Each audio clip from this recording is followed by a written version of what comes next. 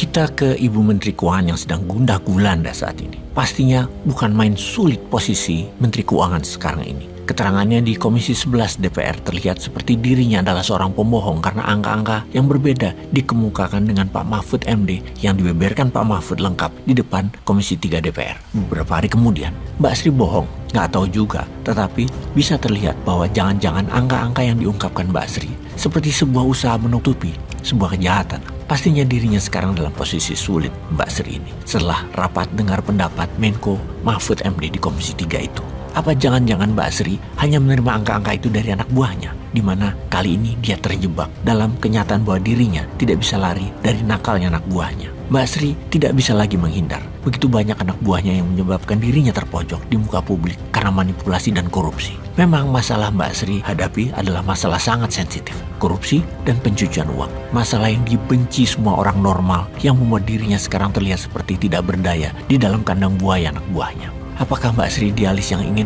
Menkyu bersih? Tidak tahu juga karena fakta yang terjadi saat ini adalah terbongkarnya pencucian uang yang sampai menumpuk begitu lama dan begitu besar. Ke pihak luar, dia menghadapi opini publik yang begitu kejam, yang sulit dirinya untuk dapat mengelak, membantah, atau meluruskan. Ke dalam, dia harus menghadapi anak buah dengan perasaan jengkel yang memuncak tentunya. Forum Komisi 3 DPR dengan Menko Polhukam Rabu lalu benar-benar telah membuat posisi Sri Mulyani begitu sulit. Misalnya bagaimana dengan PD-nya Mbak Sri bilang di depan DPR bahwa transaksi mencurigakan yang menyangkut orang ke Menkyu hanya 3,5 triliun. Sedangkan Menko Mahfud dengan gamblang menyebutkan angkanya 35 triliun. Lengkap dengan bukti lagi. Lalu Mbak Sri mengatakan tidak pernah menerima surat dari PPATK. Sementara besoknya Menko Pak Mahfud menyebut surat itu ada tanda terimanya. Ayolah Mbak Sri, jangan berkilah lagi.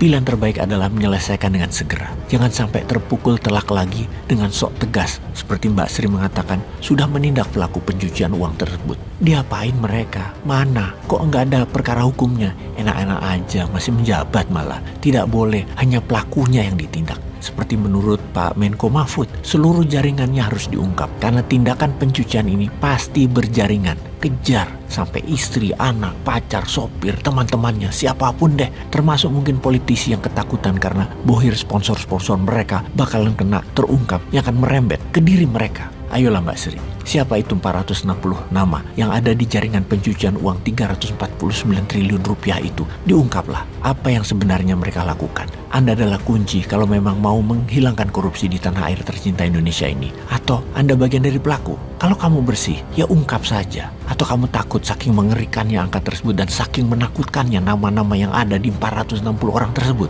Ini adalah tindakan kriminal pencucian uang terbesar dalam sejarah dunia. Dan kamu takut ancaman mereka, Mbak Sri? Jangan takut, kami sebagai rakyat pasti akan membela dan melindungimu selama kamu benar dan bersih. Kami akan menjadikan dirimu pahlawan anti korupsi dan pejuang pembersih money laundering yang sangat dahsyat jumlahnya yang hampir 20% dari APBN angkanya tersebut. Kami tunggu dan dukung keterbukaan tersebut. Jadi kapan, Mbak?